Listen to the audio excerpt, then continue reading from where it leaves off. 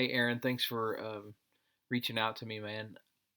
First of all, I want to say a really nice golf swing you got here. Took quite a bit of time looking at it, trying to really find the matchups and understand how your swing works. And I know that you play a pretty tight fade, and I think you said in your email your miss tends to be a little bit of a weak fade or a wipey kind of shot to the right. And I think I can kind of pinpoint what that is for you here. So the first thing I would say is that you've got some really nice matchups in your swing. The one thing that kind of stands out to me that may not be as functional as it could be is in general the overall shaft pitch that you have in transition relative to the club face alignment that you have. And I'll talk a little bit more about that in a second. But the first thing I would say is that you have a fairly weak left hand grip. And I'm not opposed to weak grips as long as you have proper wrist mechanics that go along with that weak left hand grip. And I'll touch on that as well. If we take a look at the backswing here, um, the first phase of the backswing looks pretty darn orthodox. Nothing kind of stands out to me thus far that's alarming. It's in this phase to where I start to see the shaft pitch getting a little bit flat in the backswing. And what I mean by that is, you know, the angle of this shaft right now, I tend to like to see it a little bit more vertical in the backswing than I do flat for a number of reasons. But um, in your case, it's a little bit more about club face control. So I'd like to see the shaft pitch a little bit more vertical than you have it right now. Because it's so flat, we need to take the time to understand how it's getting flat. And it's basically coming through rotation of your lead forearm like this. We call that pronation. So as you start to put that uh, pronation in there from basically P2 to P3 in this phase right here, you continue to carry that through to the top of the backswing to where you get in a bit of a laid off open club face condition. And I've seen some good ball strikers, kind of be in this open club face position. Scott Piercy's a little bit that way, but you've got to be able to reconcile that club face in transition, which means you've got to be able to close. You've got to be able to close that club face very, very early in transition to be able to control your starting line and get some compression on the golf ball. And the way that you would close that club face is through flexion in your left wrist. So flexion is bowing or arching your left wrist. Now, the problem with that is that you have a very weak left hand grip. So flexing your left wrist, which I would say you have some level of flexion in there right now, because if you look, this back of this left hand is relatively flat. If it's not even a little bit bowed or arched. So the problem is you are flexing your wrist, but not enough. There's not enough range of motion because the grip is so weak, and because of that, I feel like you get into a little bit of a because you've got it a little bit laid off. You get it into a pretty fairly flat shaft pitch right here.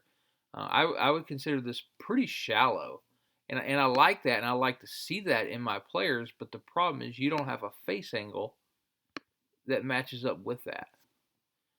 Your club face should be much more closed by this point in the golf swing.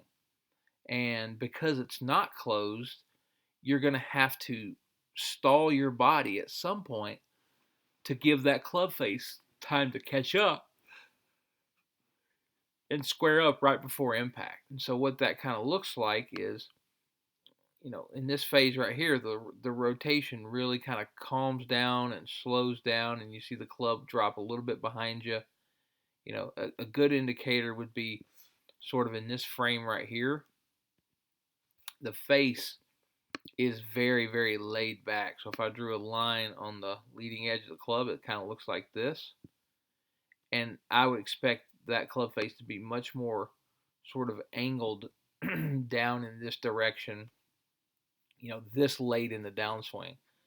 And, somebody that your swing reminds me a bit of Xander Schauffele's.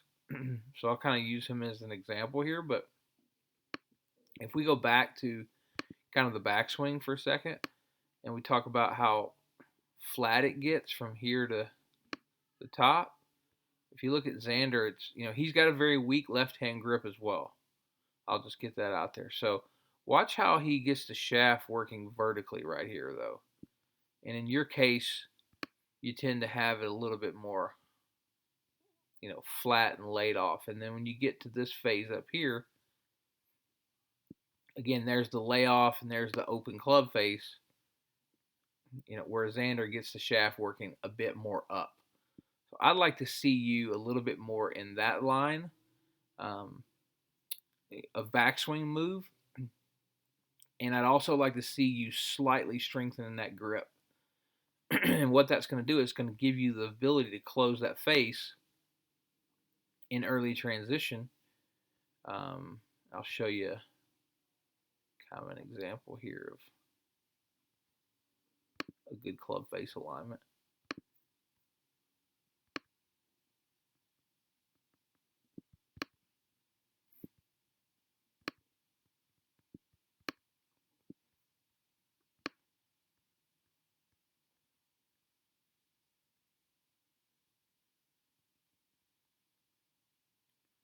So you can see the difference in the club face orientations. You can see much more of the blade over here on the right. And I would say that his wrist is no more flexed than yours is. He just has a little bit stronger grip than you do. And so you can see how, you guys have similar shaft pitch here, flatness of the shaft. The difference is the club face alignment. So in your case, you're going to have to stall the body, and you can see how you don't quite get as open as he does with both the hips and the shoulders at impact. And so you're having to wait to line the face up, and he's able to keep turning because of that club face matchup. So the golf swing's all about matchups. And in your case, with that weak grip, you've got a little bit too flat of a shaft going back and too much layoff with forearm rotations at the top. And then because of that, you're not able to bow and arch your wrist enough to really, really close the face. So you have to kind of stall the body just a little bit to let the club face catch up and then take it around the corner. Here you see, this is where you see the stall come into play right here. That you don't get this high exit and the face rolled over if your body doesn't stall. And so if you look at his exit here, club faces look nothing alike. And that's just simply a byproduct of him having that face under control much sooner in transition. So that's where I would go with your swing. I would slightly strengthen the grip, and then I would slightly get the shaft working just a little more vertically, like you see from Xander over here, from basically P2 to P3 to P4 to the top. Get the shaft working a little bit more vertical and the arms working a little bit more up. And then that's when, with the stronger grip, if you just flex your wrist like you normally do right now, you're going to present a lot more club face in this ballpark right here. Face will be much more under control, and then you don't have to stall the body. You can continue to turn and pull that grip around to the left and hit, those powerful compressed fades. So hope this helps you. Feel free to reach out if you have any questions.